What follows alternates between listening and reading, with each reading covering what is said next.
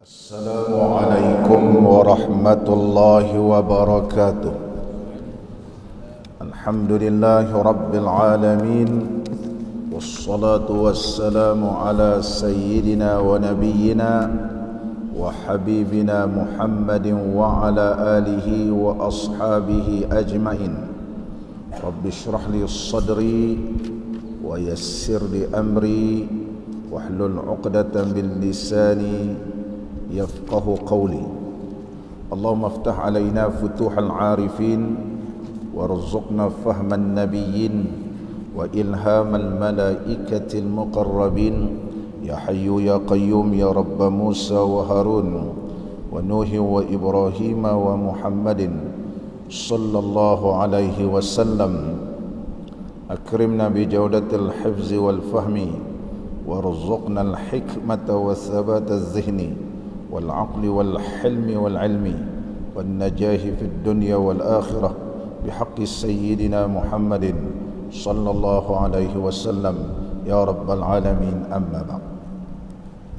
Alhamdulillah, syukur kita kehadrat Allah Subhanahu wa taala kerana dapat kita sama-sama pada pagi ini berada di dalam majlis ilmu mempelajari kitab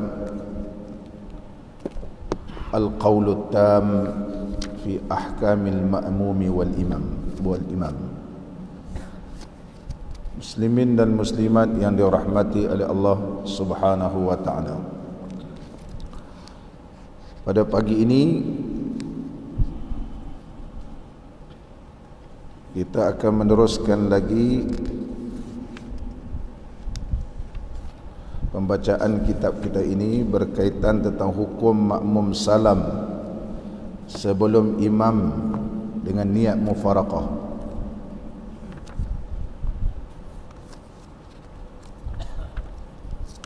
Qala al-musannifu rahimahullahu ta'ala wa nafa'ana Allahu bi'ulumihi fid darain amin. Apabila makmum memberi salam sebelum imam dengan niat mufaraqah, maka hendaklah ditilik. Jadi sekiranya makmum memberi salam terlebih dahulu sebelum imam beri salam, tetapi dia niat berpisah dengan imam, dalam isu ini ulama berbeza pandangan. Adakah ia ada keuzuran ataupun tiada uzur? Maka hendaklah ditilik fihi nazar. Jika perbuatan itu dengan sebab uzur, tiadalah batal semayangnya. Kalau ianya disebabkan dengan keuzuran, maka semayangnya tiada batal. Ini pandangan di kalangan para alim ulama. Dalam perkara ini fihi nazar, perlu dilihat dan diteliti. Terdapat dua pandangan di kalangan ulama kita mazhab Imam Syafi'i. Pandangan yang pertama, tidak boleh sewenang-wenang kita membatalkan semayang. Mana kita berniat tidak mau ikut imam dengan sewenang-wenangnya, bukan membatalkan, dengan niat tak mau ikut imam dengan suka-suka hati. Ada ulama membahaskan bahawa ianya tidak dibenarkan kalau dia buat dengan sengaja tanpa ada keuzuran, sembahyang yang boleh jadi batal. Dan sekiranya dia melakukan tanpa ada, jika sekiranya melakukan perbuatan ataupun dia berniat tak mau ikut imam, ada keuzuran. Ada keuzuran. Apa keuzurannya? Dihuraikan sebentar lagi. Kalau ada sebab-sebab keuzuran ni, hukumnya tidak batal sembahyang. Dan antara uzur itu imam memanjangkan sangat bacaannya. Makmum ni dia tak tahan sebab tu imam baca panjang-panjang. Maka bila tengok tu imam ni baca panjang-panjang, rakaat pertama dia ikut, rakaat kedua dia tengok imam baca terlalu panjang, dia pun terus berniat tak mau ikut tu imam dah. Sama ada dia berniat membatalkan sembahyang tak ikut tu imam ni, dia batalkan sembahyang, dia sembahyang belakang. Dia sembahyang di belakang. Sembahyang seorang-seorang. Sebagaimana yang berlaku di zaman Nabi sallallahu alaihi wasallam, iaitu kisah Muaz bin Jabal radhiyallahu an. Sayyiduna Muaz radhiyallahu an selepas selesai saja sembahyang fardu isyak bersama dengan Nabi sallallahu alaihi wasallam, beliau pun pulang ke tempat tinggalnya dan menjadi imam pula sembahyang fardu isyak di kampung dia, mana di penempatan dia. Macam kita dah sembahyang Masjid Al-Azim ni, contohnya saya dah sembahyang sini, balik duyung pula jadi tok imam sana. Begitulah Sayyidina Muaz radhiyallahu anhu. Bila Sayyidina Muaz radhiyallahu anhu menjadi imam di tempat penempatan dia ni, ketika sembahyang isyak, beliau telah membaca rakaat pertama bermula daripada awal surah Baqarah. Awal surah Baqarah. Faftataha bi suratil Baqarah. Dia mulakan dengan membaca suratul Baqarah.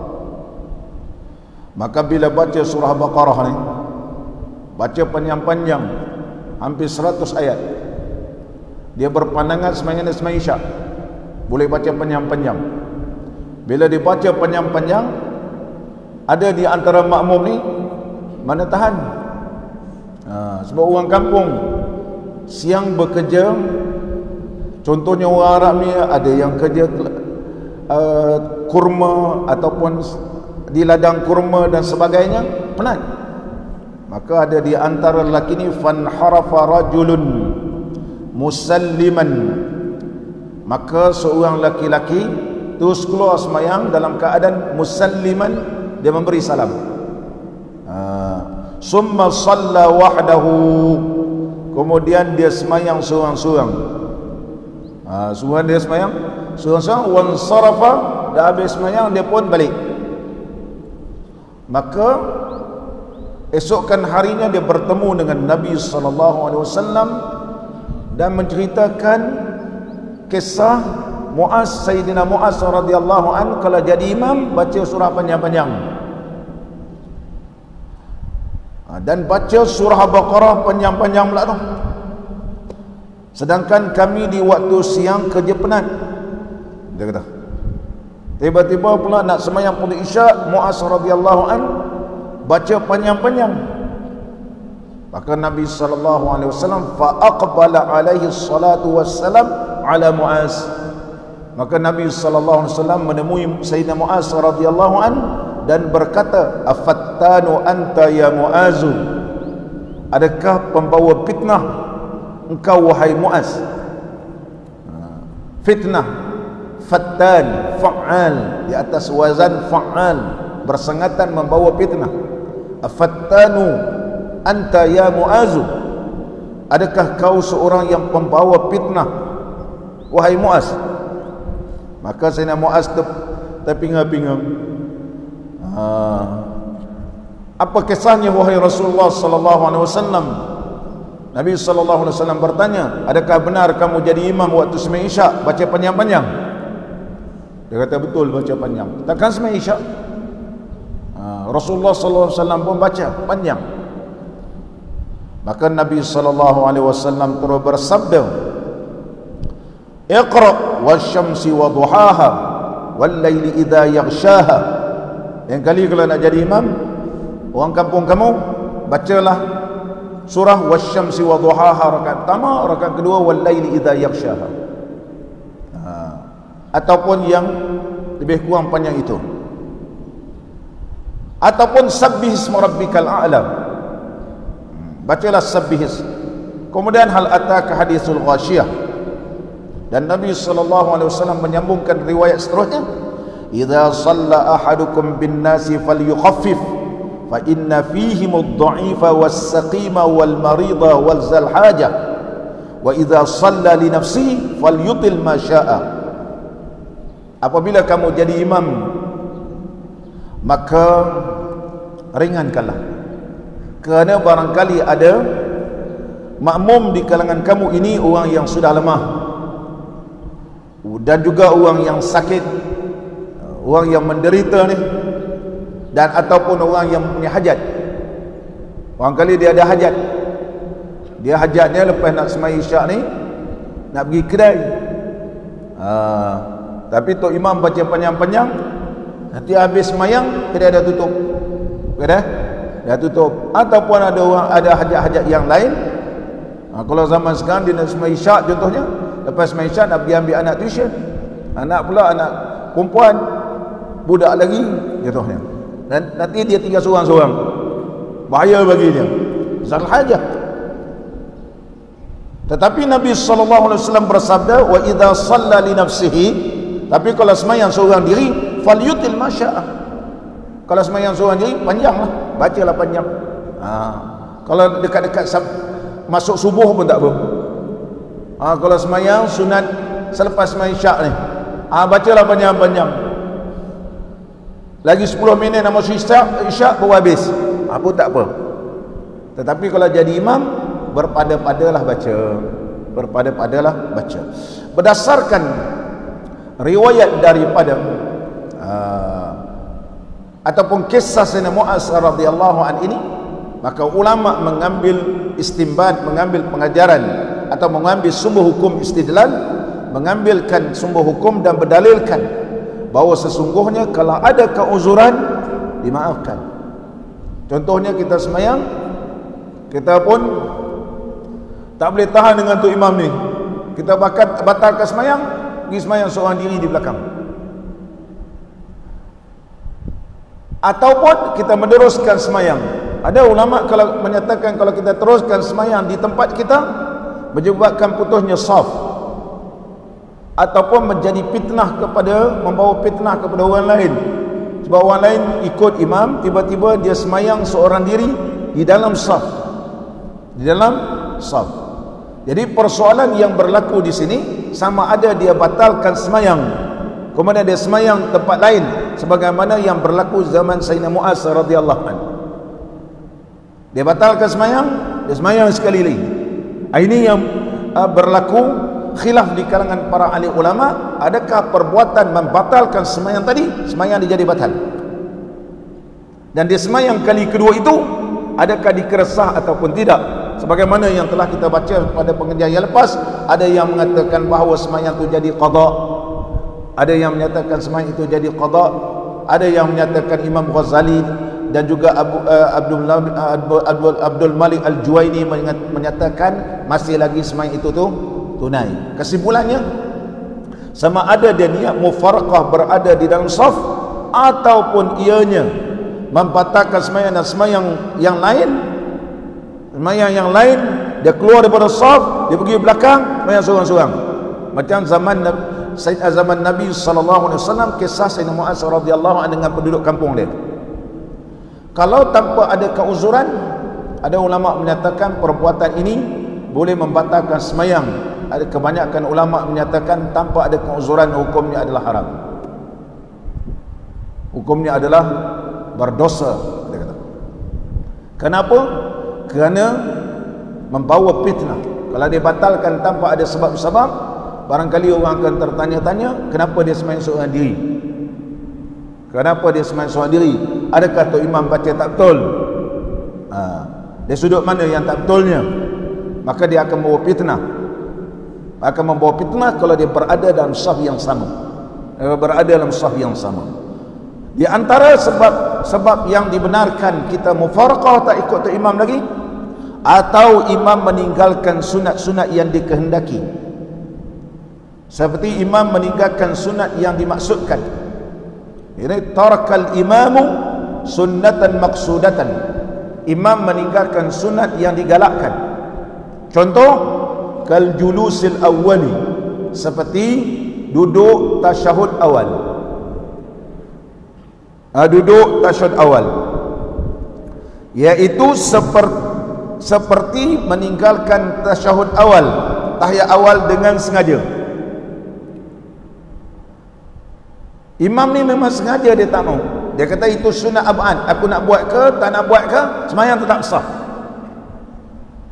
Contohnya hari pertama imam ni jadi imam, imam jadi imam, dia pun tinggalkan tahiyat awal. Makmum tanya, Tok Imam, tadi kami dah ingatkan subhanallah, kenapa tak mau tasyahud awal? Dia sunat. Kalau aku tinggal pun sembahyang sah. Sunat ab'ad. Kali kedua pula besok pun dia buat panggil yang sama. Maka kita jadi makmum boleh mufaraqah. Kerana dia sengaja meninggalkan sunat ab'ad di dalam sembahyang, dan Nabi SAW tak pernah tinggalkan dengan sengaja. Ataupun Tok Imam ni saja nak test makmum. Hari ini dia sembahyang fardu subuh, dia tinggalkan kunut. Tinggalkan kunut. Bila dia tinggalkan kunut, makmum tanya, Tok Imam tadi tak baca kunut. Entah tahu kunut ni apa hukum ni? Kita orang Malaysia ni kata sunat dah, tolak lain kali mengaji. Dia kata, dia nak tunjuk pandai dia. Ini khilaf ulama. Anak saja je tak mau baca. Anak saja tak mau baca. Dia kata nak beritahu bahawa kunut ni boleh baca dan boleh tak baca. Besok dia jadi Tok Imam buat juga perangai tu, kita boleh mufaraqah. Boleh? Boleh mufaraqah. Kerana membawa fitnah. Sebagaimana Sayyidina Muaz radhiyallahu anhu. Nah, kalau ada imam gini, pecat. Kerana membawa fitnah. Pecatlah Tok Imam ni, tak layak jadi Tok Imam. Semayang ni bukan kita nak berbahas-bahas tentang khilaf tak khilaf. Mayang ni supaya orang jadi khusyuk, supaya orang beribadat dalam keadaan tenang. Bukan nak tunjuk kita ni pandai cerita bab khilaf-khilaf ulama. Kejap contohnya dia semayang, dia tak baca bismillah secara nyaring. Allahu Akbar. Dah habis doa iftitah, dia baca apa ni? Alhamdulillahi Rabbil Alamin. Makmum tanya, Tok Imam kenapa tak baca bismillah? Bismillah ni Imam Syafi'i je, dia kata. Dia cuba mencetuskan kekeliruan di kalangan ahli jemaah. Kalau berlaku begini dalam negara kita ini, tak payah ikutlah. Kerana dia membawa pada fitnah. Andainya kita tak mau ikut, ada sebab keuzuran yang jelas, tidak berdosa. Tidak berdosa. Sepakat ulama menyatakan bismillah itu ada yang kata sunat, ada kata rukun. Tetapi kalau kita kata dia tidak termasuk satu ayat, tidak masuk satu ayat, maka dia mesti berhenti siratal ladzina an'amta alaihim. Dia tetap 7 ayat. Kalau kata kita hukumkan bismillah itu satu ayat, adalah terlebih afdal orang yang nafas panjang, siratal ladzina an'amta alaihim ghairil maghdubi alaihim waladdallin. Habiskan. Kalau nafas panjang. Kalau memang nafas panjang, jangan berhenti. Kalau kita berhenti, seolah-olah dia jadi 8 ayat. Sebab kita meraihkan pandangan ulama, dan semua ulama bersepakat bismillah ini ialah, ada yang kata sunat, baca lah. Contohnya kalau di Madinah, tu Imam Madinah baca kuat Bismillahirrahmanirrahim. Contohnya Huzaifi, dia baca kuat. Dan golongan pengikut Syekh Nasaruddin Albani menerusi kitab Sifat Salat Nabi sallallahu alaihi wasallam, beliau menyatakan bismillah itu ialah satu ayat dan dibaca secara sir. Mak bismillah tetap satu ayat, baca juga, tapi baca sir. Apabila berlaku ulama kata begini, ulama kata begini, kesimpulannya untuk mengelakkan daripada khilaf, kalau baca tak ada khilaf. Kalau kita baca tak ada khilaf ulama, tapi kalau tak baca panjang bahasa. Maka kita ambil jalan yang terbaik, baca. Kalau kamu jadi imam, baca. Melainkan duduk negara-negara yang memang negara itu tersebut tak baca, Kalau kita baca pun mereka boleh menerima, sebab baca itu tidak menjadi khilaf, tak baca jadi panjang pembahasannya. Dan seterusnya lagi, di antaranya lagi, dan kunut. Nampak ni? Dan kunut. Kalau ada di Melaka ni, contoh ustaz muda-muda ni sengaja dia tak mau baca kunut. Hari ni pun tak baca, besok pun tak baca, dah tu nak ajak orang berdebat dengan dia. Imam ni tak layak jadi imam. Tak layak jadi imam. Dan kita boleh mufaraqah. Atau bacaan surah, sengaja dia tak mau baca surah, sengaja. Dia kata surah itu sunat. Anak nak baca ke tak baca sembahyang sah, dia kata. Kita kata kalau begitu tu imam, assalamualaikum, kita kata. Lepas ni kita tak ikut dia. Biar dia sembahyang seorang-seorang. Biar dia sembahyang, biar dia sembahyang dengan Tok Bilal di belakang dia. Habis kamat, dia pun beria-ria lah sembahyang Allah, kita duduk di belakang. Kita buat yang lain. Kita ingatkan dia, perbuatan kamu ini bawa fitnah. Perbuatan ini membawa fitnah. Kau nak sembahyang 7 minit, selesai sembahyang. Ini 2 minit selesai sembahyang isyak. 2 minit selesai sembahyang isyak. Kita sembahyang, sembahyang kelang kabut. Ini bukan sembahyang nama dia. Dan jika ia berbuat dengan tidak sebab uzur. Tadi uzur ni. Berdasarkan hadis kisah Muaz radhiyallahu an, maka ulama ambilkan sumber hukum sebab kalau ada sebab hukumnya boleh mufaraqah. Tapi kalau tanpa ada uzur, saja-saja je apa macam mana. Maka ada dua pendapat. Ulama Syafi'i kata ada dua pendapat. Seperti juga mufaraqah tanpa uzur, maka lebih asahnya, terlebih sahih daripada keduanya, tiada batalkan sembahyang. Ada dua pandangan di kalangan mazhab kita Syafi'i, dan orang apabila ditanya kepada Imam Syafi'i, Imam Syafi'i telah memberikan pandangan berbeza-beza keadaan, mungkin suasana yang berbeza. Jadi Imam Syafi'i telah memberi pandangan, ada yang kata batal, ada pandangan Imam Syafi'i batal. Tetapi apabila sampai kepada ulama-ulama Syafi'i seperti Al-Imam An-Nawawi, Al-Imam Al-Marwazi, Al-Imam Ar-Rafi'i, Ashabut Tarjih ini, dia cari-cari dalil, kesimpulannya tak batal sembahyang. Selagi mana ianya tidak memberi salam, hanya berniat tak mau ikut imam, sembahyang tetap sah.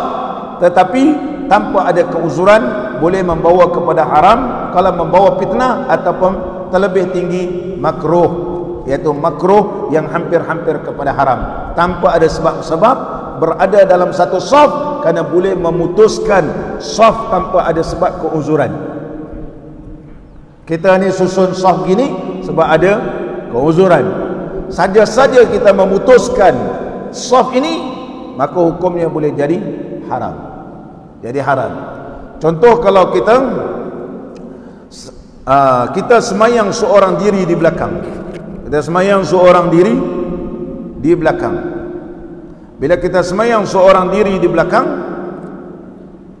kita dah terlambat, kemudian kita semayang seorang diri, maka sunat bagi kita menarikkan makmum di hadapan ke belakang, tapi dengan syarat-syarat yang begitu ketat. Syarat yang begitu ketat yang disebut oleh para alim ulama. Semayang seorang diri di belakang hukumnya adalah makruh,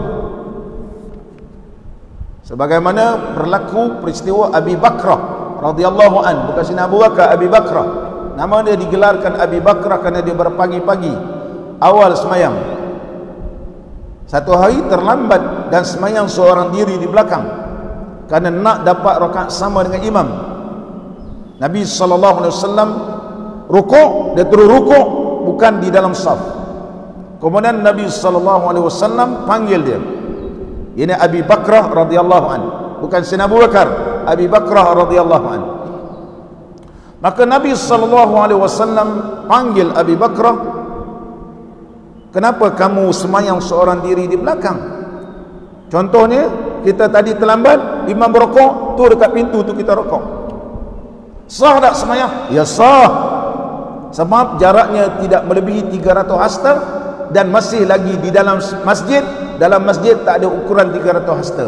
Selama mana dalam masjid, maka hukumnya adalah sah. Selama mana dalam masjid, hukumnya adalah sah. Berdasarkan hadis tu menunjukkan selagi mana dalam masjid, hukum dia sah. Tetapi apabila kita semayang, jemaah yang terakhir safnya, iaitu saf yang terakhir dalam masjid, kemudian kita semayang di dataran, jarak yang saf terakhir dengan kita tidak boleh melebihi 300 hasta. Tidak boleh melebihi 300 hasta. 300 hasta. Jadi bila Nabi SAW tanya, kenapa ni? Dia kata nak dapat rakaat sama. Nabi SAW bersabda, zadakallahu hirsa wala ta'un. Mudah-mudahan Allah menambahkan ketamakan kamu dapat pahala semayang berjemaah, dapat sama-sama rakaat pertama. Tapi lain kali jangan ulang balik. Kalimah jangan ulang semula itu, wala ta'un, ada ulama kata kalau buat dia jadi batal semayang. Mazhab lain, mazhab Imam Syafi'i menyebut wala ta'un, makna Nabi SAW memperakui semayang itu sah, tapi kalau buat juga jadi makruh. Hadis yang sama, pandangan ulama berbeza. Pandangan ulama berbeza. Hadis sama, zadakallahu hirsa wala ta'un. Ada ulama lain pula dia baca lain, zadakallahu hirsa wala tu'id. Mudah-mudahan Allah menambahkan pahala kamu, wala tu'id, tak perlu ulang balik semayang. A'ada yu'idu i'adatan, tak perlu ulang. Mana semayang itu diperakui sah. Kita ambil dalam mazhab Imam Syafi'i, mana semayang itu sah tapi makruh. Maka sunatlah ia, kalau semayang seorang diri, seorang-seorang belakang ni, hendaklah menarikkan makmum di hadapan ke belakang dengan beberapa syarat. Dengan syarat, dia ada syarat, ada 5 syarat. Syarat yang pertama, ayyakunal majruru hurran. Orang yang dia nak tarik ke belakang ni mestilah orang merdeka. Kalau zaman sekarang ni merdeka. Syarat pertama, kita kata zaman sekarang tak ada. Syarat yang kedua, ayyakuna as-safful majruru minhu aksara minasnainin. Bahawa saf yang di belakangnya yang kita nak tarik sahabat kita yang ada dalam saf tu, kita nak tarik dia ke belakang dengan syarat di belakang ni lebih daripada 2 orang. Ayyakuna as-saffu al-majruru minhu aksara minisnaini. Kalau kita seorang, kita tarik orang yang depan ni ke belakang, kita tarik gitu, dia pun mengundur ke belakang, berdua je gitu, tak payah. Sebab pahala dia duduk saf di hadapan lagi besar pahala sebab ramai berbeza di belakang. Maka ketika itu kalau kita seorang aja tak payah tarik lah. Sebab syarat yang kedua, mesti pastikan saf di belakang yang kita nak tarikkan sahabat ni melebihi daripada 2. Mana ada 3. Ada 3. Dengan syarat tempat yang kita nak tarik ni memang dia lapang. Dan yang ketiga, ayyazunna muwafaqatal majrur. Kuat sangkaannya bila kita tarik orang depan ni dia mengundur ke belakang. Tapi kalau kita dah takbiratul ihram, kita pun pegang tangan dia, tarik begitu, ataupun kita pegang tangan dia, kita pegang bahu dia ataupun badan dia ni, suruh dia mengundur ke belakang, dia buat je, kita Allahu Akbar, kita pun pegang bahu dia, maknanya suruh dia mengundur belakang, dia buat tak peduli je, dan menghilangkan khusyuk dia pula. Dia kata nak semayang, semayanglah.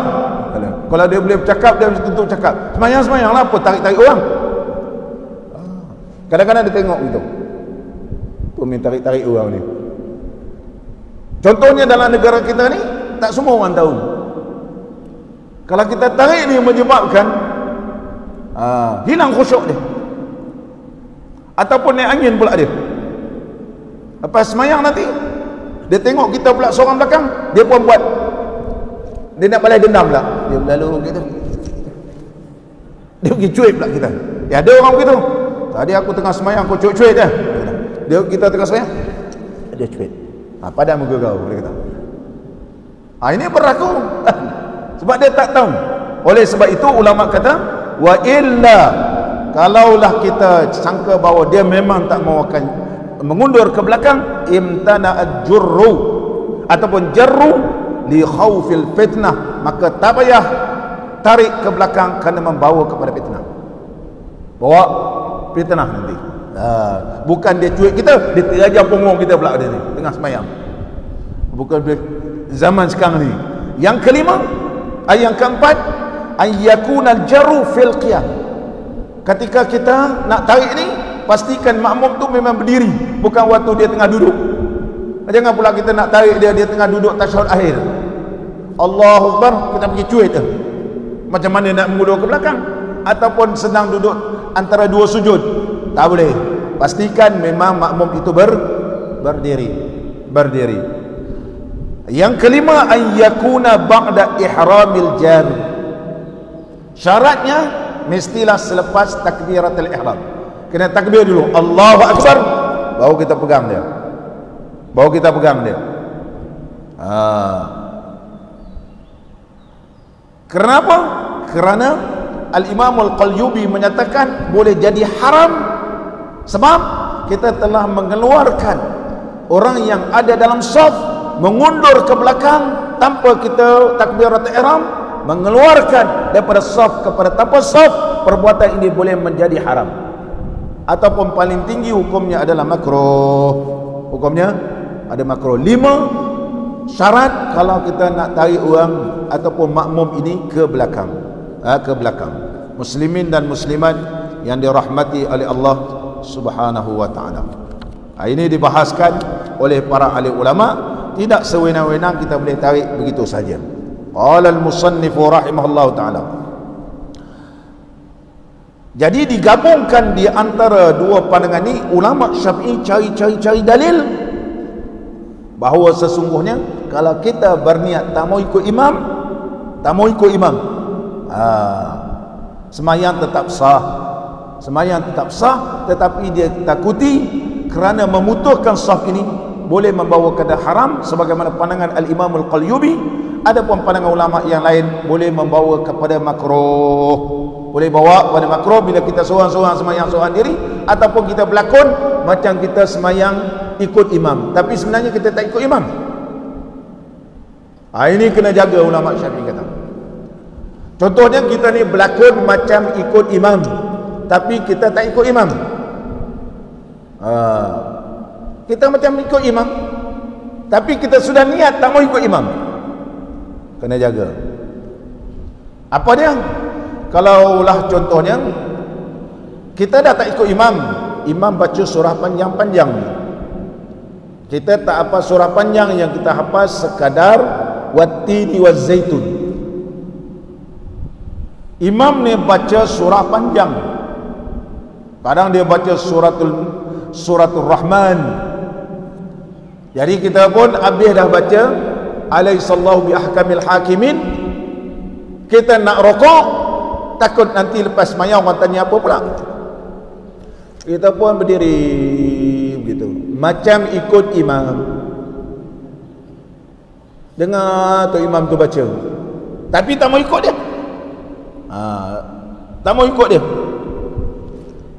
dengar je dia baca. Sebab apa ni? Sebab dia mufaraqah, dia sebab baru belajar ilmu tajwid. Dia belajar ilmu tajwid, mak lazim musaqqal kalim ini mesti dia baca 6 harakat.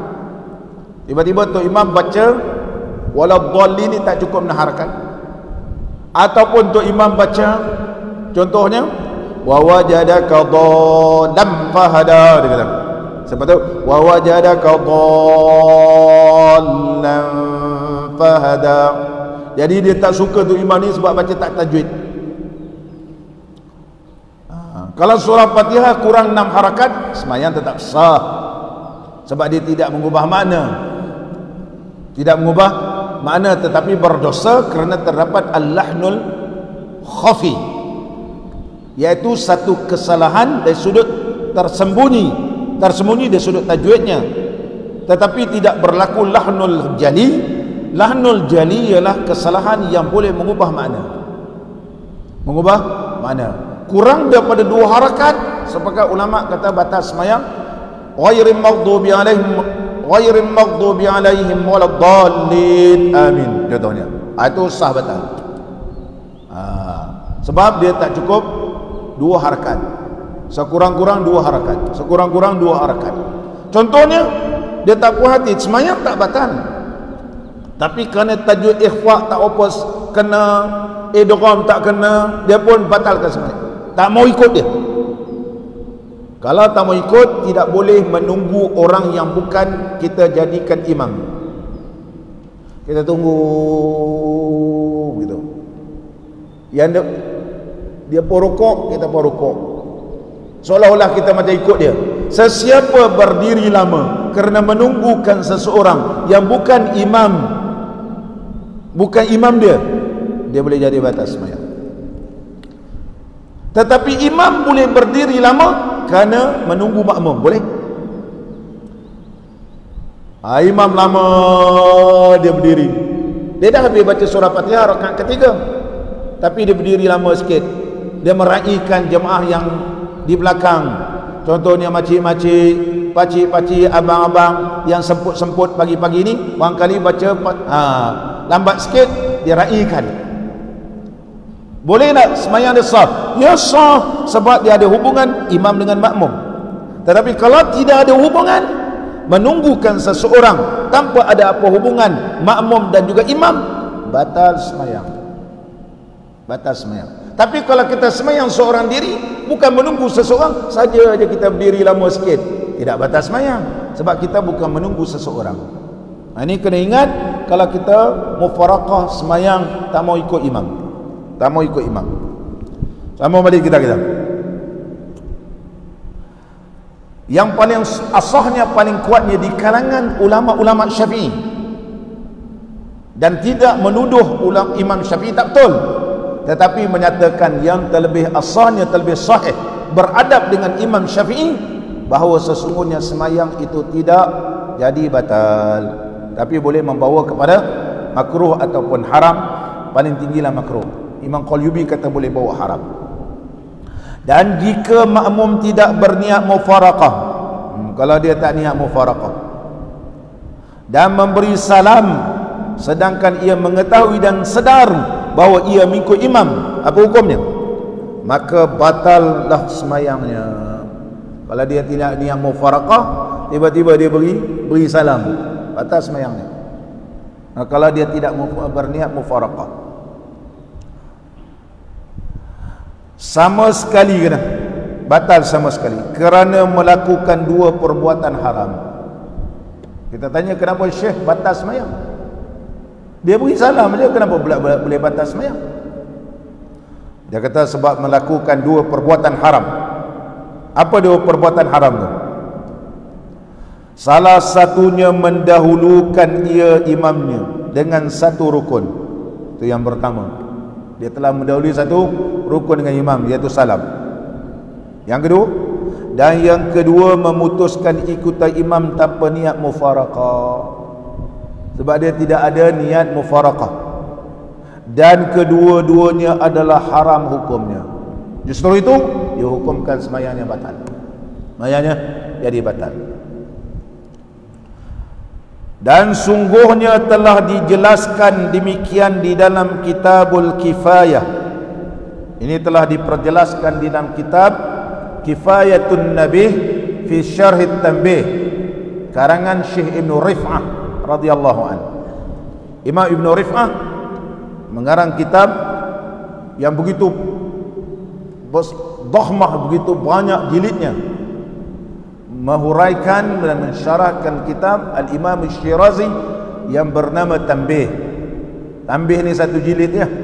tapi disyarahkan hampir kepada 8 jilid dan cetakan terbaru dekat 9 jilid yang bernama Kifayatun Nabi fi Syarh Tanbih li Imam Ibn Rif'ah rahimahullah ta'ala. Dalam bab mana? Pada bab salatul Jumaah, iaitu dalam bab sembahyang Jumaah. Apa yang disebut dalam kitab Kifayatun Nabi? Maka berkata pengarangnya, iaitu Syekh Ibn Rif'ah, sungguhnya makmum apabila serentak ia memberi salam dengan imamnya, maka adalah hukumnya samalah dengan hukum orang mufaraqah dengan imam tanpa uzur.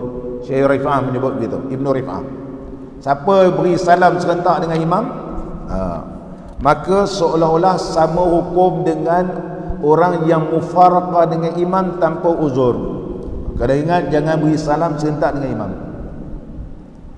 Begitu juga apabila kita ni jadi makmum, jangan imam belum habis beri salam kita bangun menyempurnakan rakaat. Assalamualaikum, bawa assalamualaikum. Makmum yang masbuk tadi dia nak sempurnakan rakaat, imam bawa assalamualaikum, dia pun naik. Sedangkan imam masih lagi di dalam semayang. Kalau dia tidak niat mufaraqah, ya Allah, khalas semayang dia, semayang batal, semayang batal. Kenapa? Dia telah menyalahi rukun. Salam pun dia tak sama, duduk kemudian berdiri betul, semayang boleh jadi batal. Maka hendaklah selepas imam sempurna salam yang pertama, assalamualaikum warahmatullahi, baru bangun. Tetapi yang terlebih afdal, hendaklah imam bangun selepas imam memberi salam yang kedua, sebagaimana yang disebut dalam kitab Fathul Alam fi fiqh syahadat syafi'iyah li Imam Jordani rahimahullah ta'ala, jilid yang pertama, maka surat 244 menyatakan, wa yusannu lil ma'mumi alla yusallima illa ba'da taslimatai imami. Yusannu lil ma'mum, disunatkan bagi makmum, alla yusallima, jangan memberi salam, illa ba'da taslimatai imam, melainkan selepas imam beri salam. Ini kaedah dia. Kalau kita jadi makmum pun beri salam selepas salam kedua imam. Kalau kita masbuk pun bangun selepas imam salam kedua. Itu sunatnya. Tapi kalau imam memberi salam pertama, kita beri salam sebagai makmum, sah semayang. Tak jadi makruh. Imam habis assalamualaikum warahmatullahi, kita pun assalamualaikum warahmatullahi. Tapi mana terlebih afdal? Tunggu habis salam yang kedua, assalamualaikum warahmatullahi, assalamualaikum warahmatullahi, baru kita assalamualaikum warahmatullahi, assalamualaikum warahmatullahi. Itu yang terlebih afdal. Itu terlebih afdal. Begitu juga apabila kita menjadi masbuk, assalamualaikum warahmatullahi, assalamualaikum warahmatullahi, barulah kita bangun sempurna rakaat.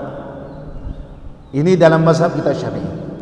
Dalilnya disebut oleh Al-Imam Al-Jordani dalam kitab Fathul Alam bi Syar'i Mursyidil Anam fil Fiqhi ala mazhab as-sadat asy-Syafi'iyyah li Imam Al-Jordani rahimahullah taala, jilid yang pertama, muka surat 244, menyatakan wa yusannu lil ma'mumi alla yusallima illa ba'da taslimatai imami. Ini nas mazhab kita Syafi'i. Kita ada panduan, kita ada rujukan. Kita bukan pandu kepada YouTube. Kalau cakap pada dalam YouTube ceramah-ceramah tanpa ada sandaran, tanpa ada rujukan, boleh terima, boleh tak terima. Kalau kita dengar dalam YouTube, ni ada makmum ni beri salam, tunggu imam beri salam kedua baru dia salam. Saya tak tahulah mana dalil, sebab dia tak tahu dalil. Dia yang tak tahu dalil. Makmum ni tahu dalil. Mungkin dia mengaji dengan ustaz, yang mana ustaz itu ialah seorang yang faham dalam mazhab Imam Syafi'i.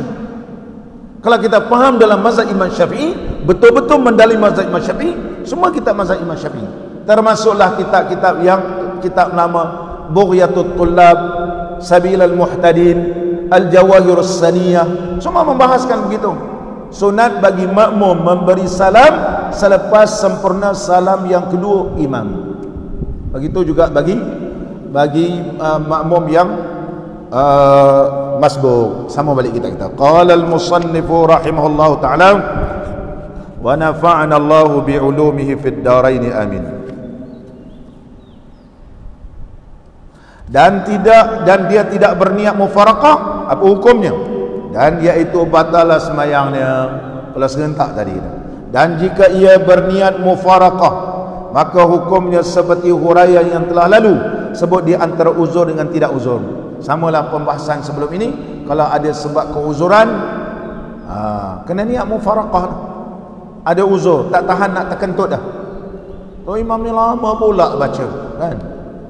Lama sangat. Maka dia tak tahan nak terkentut, niat mufaraqah, tak mau ikut imam dah. Assalamualaikum warahmatullahi. Ataupun tu imam ni tarik salam terlampau panjang, kawan tak tahan nak terkentut dah. Assalamualaikum warahmatullahi. Nak tunggu warahmatullahi tu punya lambat. Kawan dah tak tahan dah, niat mufaraqah, pun kentut. Dia niat mufaraqah, Assalamualaikum warahmatullahi, pun kentut, kan? Sah semayang dia. Kalau dia tidak niat mufaraqah, sia-sia semayang.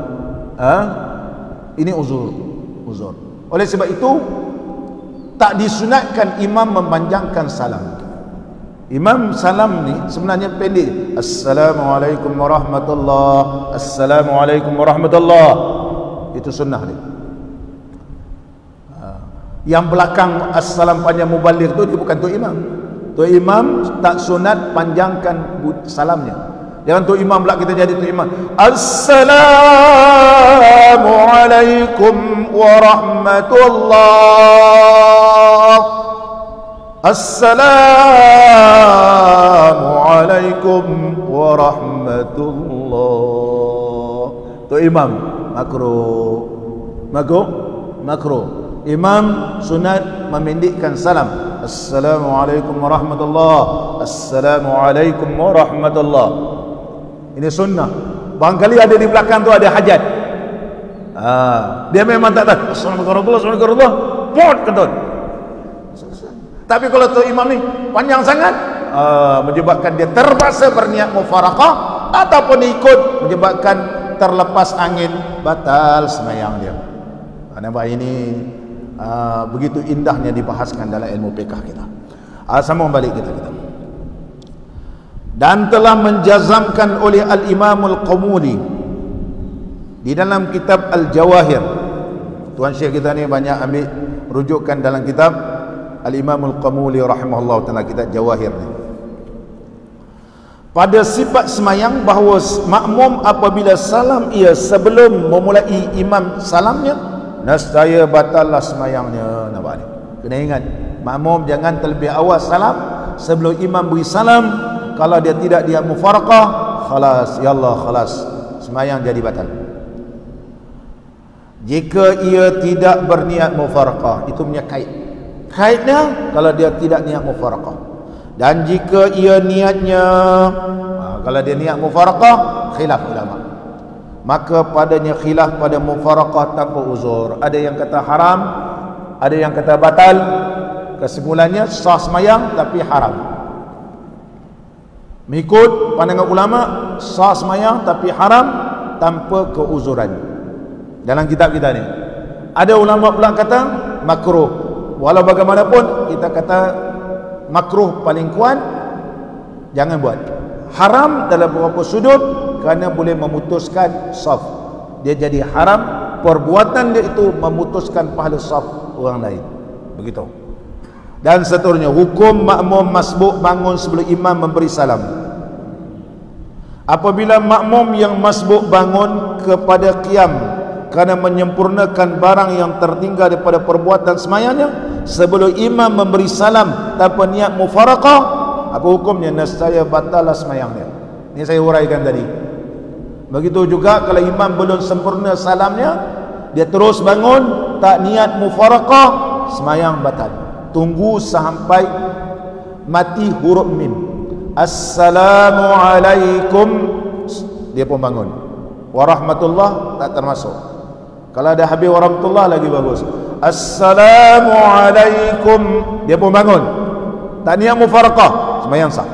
Tapi bangun assalam, sebab tu imam panjang sangat assalamnya. Assalamualaikum wassalam, dia pun naik. Tak niat mufaraqah, batal sembahyang. Jadi ini nasihatkan untuk imam, jangan panjang salam. Assalamualaikum warahmatullahi, Assalamualaikum warahmatullahi. Sama balik kita gitu. Dan jika dan seterusnya lagi, demikianlah bandingan batalnya semayang sunat mutlak. Dia bagi contoh. Tuan Syekh kita ni, dia hukumkan batal semayang mesti ada sumber rujukannya. Apakah panduan dia? Dia kata ana berpandu kias. Sumber rujukan ini sama ada Quran, hadis, ijma' dan kias. Maka dia berhujjah berdasarkan kaedah kias.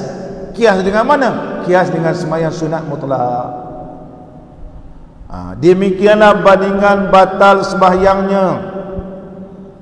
Batal sembahyang mana? Sembahyang sunat mutlak seseorang yang bangun kepada qiyam kena menambahkan rakaatnya tanpa berniat hendak menambahkannya. Contohnya, dia asal sunat mutlak ini 2 rakaat. 2 rakaat. Usalli lillah, sembahyang 2 rakaat. Kira habis 2 rakaat beri salam. Dia tak mau beri salam, dia tidak ada berniat nak menambahkan rakaat, dia pun bangun. Dia naik bangun lagi. Dia bangun lagi. Dia bangun lagi. Serupa juga sembahyang sunat witir. Sembahyang sunat witir. Sembahyang sunat witir boleh 1 rakaat, boleh 2. Tetapi mesti ada berniat nak menambah rakaat. Sekarang dia mula-mula dia berniat, dia usalli sunnatal witri, dia umum. Dia boleh 1, dia boleh 2, dia boleh 3, dia boleh 5, dia boleh 7, dia boleh 9, dia boleh 11. Tapi kena ada niat. Allahu Akbar. Lepas 2 rakaat kata nak bangun balik. Dia tak nak beri salam. Naik lagi. Penghujung ketika 10 rakaat baru dia nak berhenti. Dan kemudian dia buat lagi 1 rakaat mencukupkan, dia jadi ganjil. Boleh tak? Ya boleh, tapi mesti ada niat. Ataupun dia berniat dia berniat 7, dia nak berhenti 5 pun boleh. Dia berniat 7 nak berhenti 5. Ini kelebihan witir. Oleh sebab itu, kalau kita semayang sunat witir menjadi makmum, tak perlu kita niat bilangan rakaat. Usalli sunnata witri ma'muman lillahi ta'ala. Saja aku semayang sunat witir menjadi makmum kerana Allah Ta'ala. Imam kalau buat 3 rakaat 1 salam, kita ikut saja. Imam buat 2 rakaat 1 salam, ya kita ikut. Jadi kita tak perlu tanya makmum sebelah kita. Contohnya ada tempat-tempat yang tazkirah kan? Tazkirah. Mungkin negeri kita ni kalau tahun depan berkekalan mau banyak tazkirah ni. Jadi banyak tazkirah. Jadi bila tazkirah ni dah habis tazkirah, pelawat ustaz ni semayang sunat witir. Bila pelawat ustaz ni semayang sunat witir, kita tak tahu ustaz ni 3 rakaat 1 salam kah, 3 rakaat 2 salam. Dia dah takbir dah. Macam mana ni? Takkan kita nak tanya, ustaz berhenti dulu. Ni 3 rakaat 1 salam kan, 3 rakaat 2 salam. Buat sajalah, dia kata contohnya. Jadi kita tak tahu macam mana jadi makmum, umumkan saja. Sebab sembahyang sunat witir boleh sedemikian rupa dan juga sembahyang sunat mutlak, tetapi mesti berniat untuk menambah rakaat. Sekiranya tidak berniat menambah rakaat, kalau dia naik saja-saja begitu, batal sembahyang. Ini hujah al-Imamul pengarang kitab kita ini yang menyatakan batal sembahyang tadi. InsyaAllah kita sama akan datang permasalahan 22, wajib makmum mengikut imam pada segala perbuatan. Ini kita akan bahaskan berkaitan istilah dalam sembahyang berjemaah ni. Ada nama dia muwafaqah, ada nama dia musabaqah, dan ada nama dia musawaqah. Musawaqah. Kalau muwafaqah macam mana? Kalau musabaqah terdahulu dengan imam macam mana? Musawaqah kalau tertinggal ni ada 14 pula yang berkaitan tentang tertinggal dengan imam. Ada 14, tak sempat. Pengajian akan datang pun kalau kita nak bahaskan muwafaqah, musabaqah, musawaqah. Jangan dengar ni istilah. Muwafaqah, muwafiq. Musabaqah mendahulu. Musawaqah terkemudian. Terkemudian saja ada 14 syarat yang dibahaskan oleh ulama. InsyaAllah kita sambung akan datang. Mudah-mudahan pertemuan kita diberkati dan diridai oleh Allah Subhanahu wa taala. Allahumma salli ala Muhammad ya Rabbi salli alaihi wa sallim. Allahumma salli ala Muhammad ya Rabbi salli alaihi wa sallim. إن قيل زرتم بما رجعتم يا أكرم الخلق ما نقول اللهم صل على محمد يا رب صل عليه وسلم اللهم صل على محمد يا رب صل عليه وسلم قولوا رجعنا بكل خير واجتمع الفرع والأصول اللهم صل على محمد صل عليه وسلم اللهم صل على محمد يا رب صل عليه وسلم لولاك يا زينة الوجود ما طاب عيشي ولا وجودي اللهم صل على محمد يا رب صل عليه وسلم اللهم صل على محمد يا رب صل عليه وسلم ولا ترنمت في صلاتي ولا ركوعي ولا سجودي اللهم صل على محمد يا رب صل عليه وسلم اللهم صل على محمد يا رب صل عليه وسلم أيا ليالي الرضا علينا عدي ليخضر منك عودي اللهم صل على محمد يا رب صل عليه وسلم اللهم صل على محمد يا رب صل عليه وسلم أدي علينا بكل خير بالمصطفى طيب الجدود اللهم صل على محمد صلي عليه وسلم اللهم صل على محمد يا رب صل عليه وسلم بالله صلني فداك روحي ذبت من الحجر والسدود اللهم صل على محمد يا رب صل عليه وسلم اللهم صل على محمد يا رب صل عليه وسلم أنا الذي همت في هواكم يوما أراكم يكون عيدي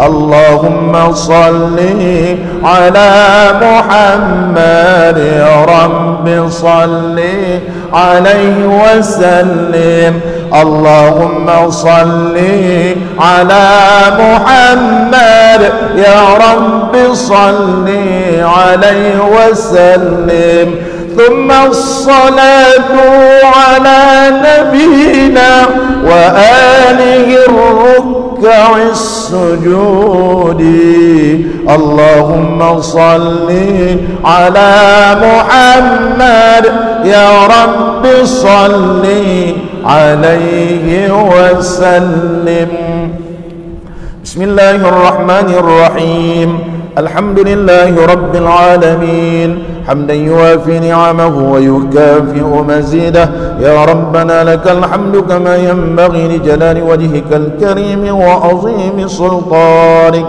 اللهم صل على سيدنا محمد صلاة تبلغنا بها العمرة وحج بيتك الحرام وزيارة حبيبك ونبيك سيدنا محمد عليه أفضل الصلاة والتسليم في صحة وعافية وسلامة ولطف وبلوغ المرام اللهم لا تمتنا حتى نرى باب السلام ونصلي خلف المقام إبراهيم عليه السلام ونشرب ماء الزمزم في مسجد الحرام ونزور حبيبك ونبيك سيدنا محمدا صلى الله عليه وسلم بيسر ولطف وبلوغ المرام اللهم اجعل اجتماعنا بالرحمة وافتراقنا بالمغفرة وخاتمتنا بالسعادة وألهمنا الرشد والحكمة ربنا آتنا في الدنيا حسنة وفي الآخرة حسنة